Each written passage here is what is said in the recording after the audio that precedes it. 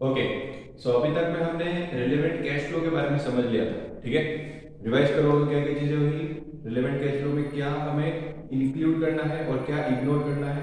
Include करने वाली चीजें क्या हुई, incremental, future cash flows and avoidable cash flow. और जो इंक्लूड नहीं करना है, इग्नोर करना है, वो क्या होगी, संक कॉस्ट। संक कॉस्ट हो गई, फिक्स्ड ओवरहेड्स हो गए। फिक्स्ड ओवरहेड्स कौन से वाले, एलोकेटेड फिक्स्ड ओवरहेड्स, ठीक है ना। इंक्रीमेंटल नहीं, जो ऑलरेडी फिक्स्ड ओवरहेड्स लग रहे थे वो वाली चीज। और एक और चीज हो गई कमिटेड कॉस्ट, वो भी हमें इंक्लूड नहीं करनी है, ठीक है। तो ये बात जो है वो पूरी रिलेवेंट कैश फ्लो वाली बात है। अभी अभी मैं रिलेवेंट कॉस्ट के ऊपर आता हूँ कि रिलेवेंट कॉस्ट क्या चीज है। रिलेवेंट कॉस्ट क्या चीज है, ठीक है। तो हमें दिखता गया है कि रिलेवेंट कॉस्ट के ठीक है, रिलेवेंट कॉस्ट जो है वो रिलेवेंट कैश फ्लो के बराबर है, ऐसा नहीं। Relevant cost is something different and relevant cash flow is something different, ठीक है। दोनों लगभग सिमिलर ही है, एक डिफरेंस के कारण, ठीक है? सिर्फ एक डिफरेंस है, ठीक है, जो इन दोनों को डिफरेंट बनाता है, ठीक है। वो डिफरेंस क्या है, डिफरेंस बिटवीन, ओके। सो अब मैंने एक एग्जांपल आपके सामने बनाया, ठीक है। एक इन्वेस्टर है, ठीक है, एक इन्वेस्टर है जिसने रिसर्च करी, $20,000 लगा के मशीनरी खरीद ली है, ठीक है, ऑलरेडी $80,000 लगा के। और उसके बाद में उसके पास दो ऑप्शन है, प्रोजेक्ट 1 ले ले या तो प्रोजेक्ट 2 ले ले, ठीक है। प्रोजेक्ट 1 लेता है तो रेवेन्यू कितना होगा, 500,000। कॉस्ट कितनी लगेगी, इंक्रीमेंटल 300,000। और फिर उस मशीनरी को यूज करके फाइनल में जो उसकी स्क्रैप वैल्यू होगी वो भी जीरो प्रोजेक्ट में, ठीक है। इस प्रोजेक्ट 2 में तो अब अगर अगर इन दोनों के प्रोजेक्ट में से मुझे ये डिसाइड करना है कि सबसे अच्छा वाला प्रोजेक्ट कौन सा है, ठीक है। मुझे यहाँ इन्वेस्ट, मतलब इस इन्वेस्टर को यहाँ इन्वेस्ट करना चाहिए या यहाँ इन्वेस्ट करना चाहिए प्रोजेक्ट में, ठीक है। ये कैसे पता करेंगे, रिलेवेंट कैश फ्लोज का इस्तेमाल करके, ठीक है। सिंपल सिंपल सा लॉजिक है ना, पहले भी हमने किया था। रिलेवेंट कैश फ्लोज का इस्तेमाल करके, ठीक है, उसमें क्या इंक्लूड होता है, क्या क्या इंक्लूड नहीं होता है, वो सब चीजें देख के। तो on basis of relevant cash flows,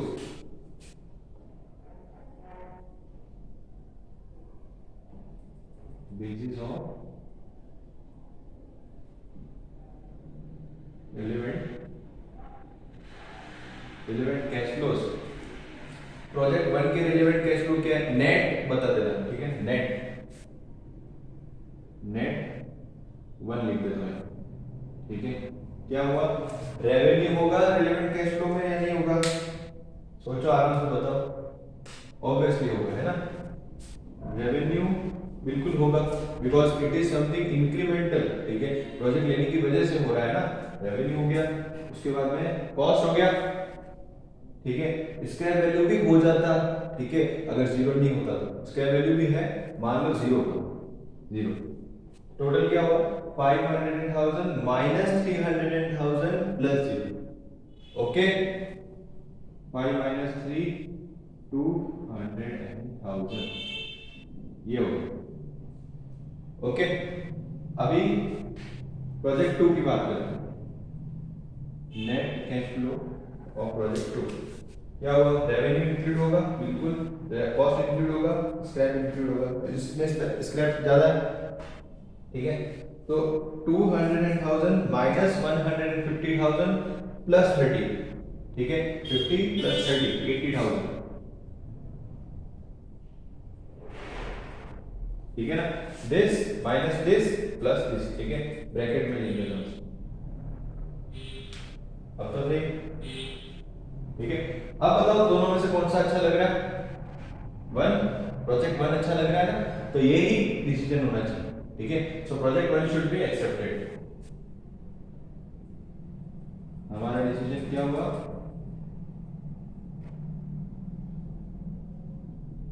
project 1, ठीक है। तो यहां से तो हमें रिलेवेंट कैश फ्लो जो है वो एक बार वापस से रिवाइज हो गया, ठीक है। और रिलेवेंट कैश फ्लो के बेसिस पे हमने डिसीजन ले लिया। अब मैं वापस से अपने कॉन्सेप्ट पे आता हूं कि रिलेवेंट कॉस्ट क्या चीज है, ठीक है। अभी क्या है, वो क्यों है, अभी वो जान लो। अभी मैं एक क्वेश्चन लिखता हूं आपके सामने, उसका मुझे जवाब देना, ठीक है। जितना हो सकता है आपसे उतना करके उसका जवाब देना। क्वेश्चन ये है, क्वेश्चन ये है, what would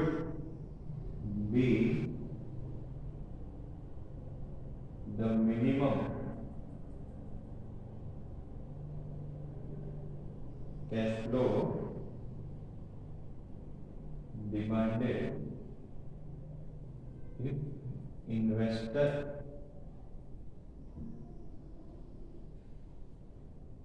goes for project 1। मुझे इस चीज का जवाब देना, what would be the minimum cash flow, सबसे कम, मैक्सिमम तो वो कितना भी डिमांड कर सकता है, ठीक है, कि मुझे कितना दे दो कितना दे दो, मिनिमम कितना डिमांड कर सकता है, what would be the minimum cash flow demanded by investor if he goes to project 1। अगर वो प्रोजेक्ट 1 की तरफ जाता है, ठीक है, तो इस प्रोजेक्ट 1 से वो मिनिमम कितना मांगेगा, कितना मांगे मिनिमम, अगर आपसे कोई चीज मिनिमम, अगर आपको मतलब किसी प्रोडक्ट के लिए प्राइस देंगे तो कितनी दोगे आप, ठीक है, कितनी दोगे उस प्रोडक्ट की प्राइस, जितनी यूटिलिटी उससे जा रही, ठीक है ना, उतनी प्राइस आप दे दोगे, ठीक है। अब देखो ये इन्वेस्टर प्रोजेक्ट 1 को चूज कर रहा है, ठीक है, प्रोजेक्ट 1 को चूज कर रहा है, तो ये क्या बोलेगा कि मुझे इस प्रोजेक्ट को लेने से जो कॉस्ट लग रही 300,000, वो तो कैश फ्लो मेरे को चाहिए ना, वो रिटर्न तो मेरे को चाहिए ही चाहिए। अगर वो रिटर्न भी नहीं मिल रहा है तो फिर मेरे इन्वेस्टमेंट लेने का मतलब क्या, मान लो कि मेरे को रेवेन्यू, और मैं रेवेन्यू हटा देता हूं, ठीक है, ये हटा देता हूं, ठीक है, ये मुझे पता ही नहीं, ओके। अब ध्यान से सुनना, ये बोलेगा मेरे को ये तो चाहिए, कॉस्ट तो चाहिए ना, अगर मेरे को कॉस्ट की रिकवरी नहीं हो रही है तो मैं प्रोजेक्ट लूंगा क्यों, पहली चीज तो ये, ठीक है, ओके। ये तो होगी प्रोजेक्ट 1 की रिकवरी वाली बात कि इसमें क्या क्या इंक्लूड होना चाहिए, एक तो कॉस्ट बोल रहा हूं मैं, ठीक है, आउटफ्लो भी बोल सकता हूं, क्योंकि मैं कैश फ्लो की बात कर रहा हूं ना, तो मैं आउटफ्लो ही बोलता हूं, रिलेवेंट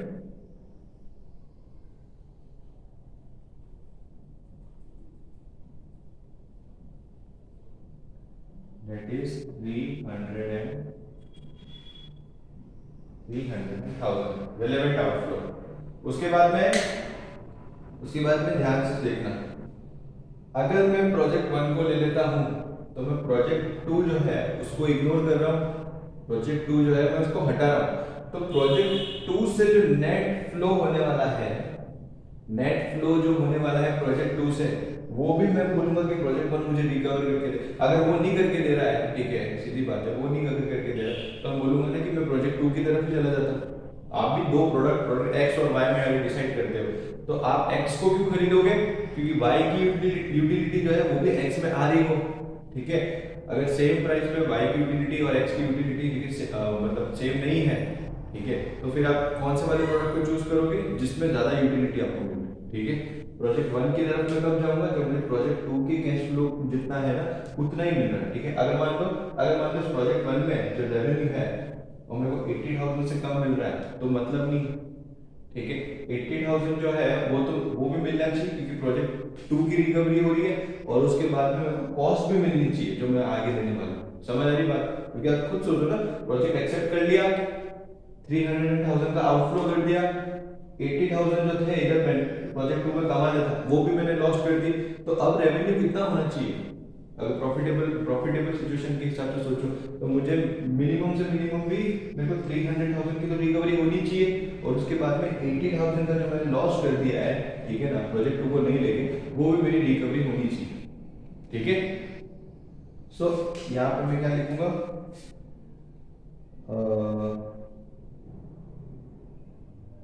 यहाँ पे मैं लिखता हूँ, ठीक है, $80,000 इनफ्लो लॉस्ट फ्रॉम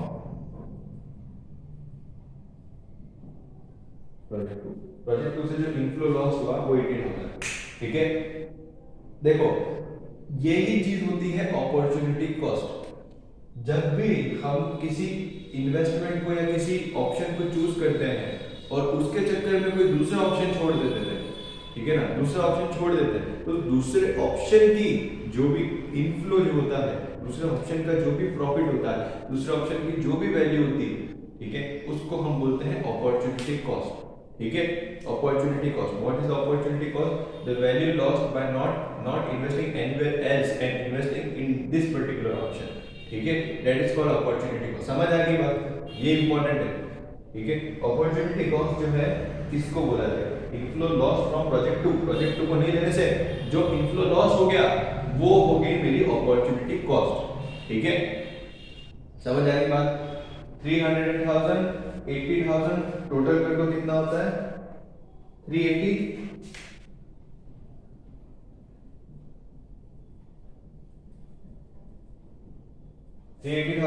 अब 380,000 जो है, ये 380,000 जो है, ये मैं बोलूंगा कि मुझे इतना कैश फ्लो तो चाहिए ही चाहिए, इनफ्लो में चाहिए ही चाहिए, अगर मुझे ब्रेक इवन पॉइंट पे भी आना है, ठीक है। प्रॉफिट कमाना है तो उससे ज्यादा चाहिए, 380 ज्यादा मिल जाए तो प्रॉफिट कमा लूंगा, ठीक है। और अगर प्रॉफिट नहीं कमाना, ठीक है, तो मुझे 380 तो चाहिए, क्योंकि देखो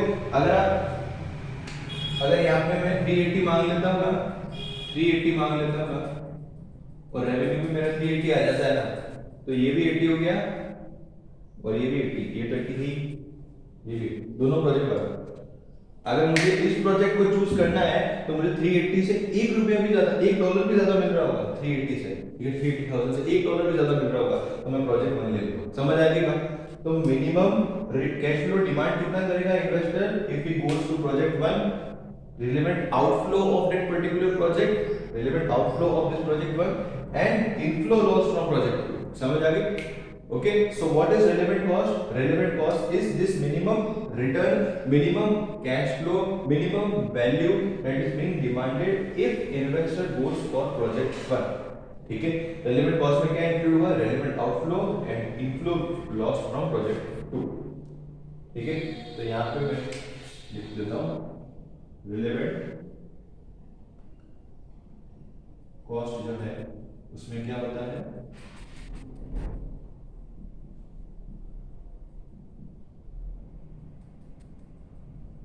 एंड अपॉर्चुनिटी कॉस्ट। सो अब इन्वेस्टमेंट अप्रेजल में हम इस चीज को कैसे इंक्लूड करते हैं, ठीक है, सिंपल सी बात है, बहुत ही चीज है, इन इन्वेस्टमेंट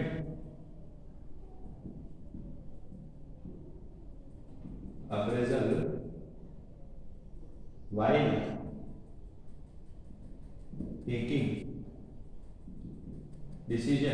while taking decision हम क्या करते हैं, हम हमारे जो रिलेवेंट आउटफ्लो है और अपॉर्चुनिटी कॉस्ट जो है वो नेगेटिव होगी, ठीक है, ध्यान सुनना, नेगेटिव क्यों, ये नेगेटिव होगी क्योंकि ये कॉस्ट की तरह है, ठीक है। उसके बाद मैंने इसको किससे कंपेयर किया, इनफ्लो से, ठीक है। इनफ्लो को मैं क्या बोलूंगा, रिलेवेंट इनफ्लो, रिलेवेंट इनफ्लो। तो ये अगर इफ दिस फिगर, ये जो नेट है, इफ दिस इज पॉजिटिव, ठीक है, except if this is 0, break even, if this is negative, reject, ठीक है, ये डिसीजन रूल है, ठीक है। इसको इस तरीके से इंक्लूड करेंगे, इन दोनों का जो टोटल होता है वो क्या होता है, रिलेवेंट कॉस्ट, जो आपको ये मिलेगी, ठीक है। ये पूरा फॉर्मेट है आपका investment appraisal, okay. I hope you have, ठीक है, you have no doubt in this, ठीक है, बट अगर कोई डाउट आता है तो प्लीज कनेक्ट कीजिए, ठीक है, और इसको अच्छे से एक बार फिर से रिवाइज जरूर कीजिए, ठीक है ना। यहाँ तक आता है रिलेवेंट कॉस्टिंग तो कंप्लीट हो गया, इससे जो मेथड, ठीक है, इसको पहले हम अप्लाई करके देखते हैं कि हमारे जो मॉडल हमने बनाया है उसमें हम अप्लाई करके देखते हैं और ये पता करते हैं कि रिलेवेंट कैश फ्लो क्या क्या है, ठीक है ना। उसके बाद में हम आगे बढ़ेंगे, ठीक है।